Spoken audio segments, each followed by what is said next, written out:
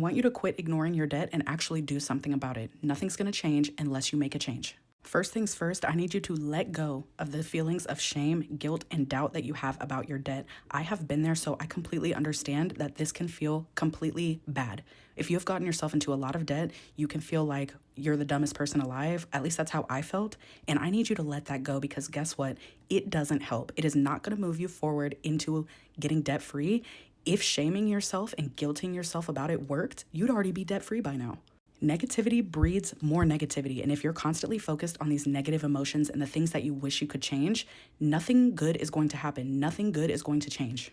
I want you instead to focus on the lessons learned from that situation instead of the feelings of shame and doubt and guilt. Okay, so what did you learn about your own spending patterns, about your own feelings and your triggers, etc.? What did you learn? And take those lessons forward. Step one is that I want you to take an inventory of everything, all your debts. You need to write it all down. This is going to sting a little bit, and I understand that, but a clear current picture of where you're currently at is going to equal an accurate path forward. And if you want, have a separate piece of paper so that you can write your feelings down through this process, because sometimes that helps us to process it and just get it out of our brain so that we can move forward. We are not focusing on these bad feelings. Number two, now that everything's in the open, you can make a plan forward. You're going to need a good budget that you can follow so that you can stick to your actual plans, and you need to set up a snowball or an avalanche plan. There are other debt plans you can follow, but these are my two favorites, and I personally used the snowball. And very importantly, step number three, no new debt. Do not put anything else on credit cards. Do not take any more Klarnas, Affirms, nothing. You do not need to add any new debt while you are in this process if you can humanly possibly help it.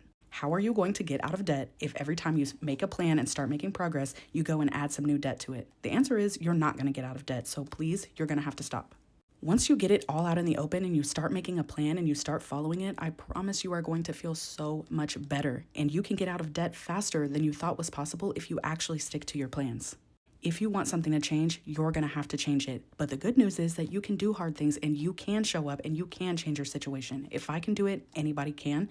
If you need help with this, go check out my debt payoff calculators. Also check out the Money Mastery Vault because there's a bunch of tools in there that can help you as well. 2026 is the year where you are going to get it together, I promise.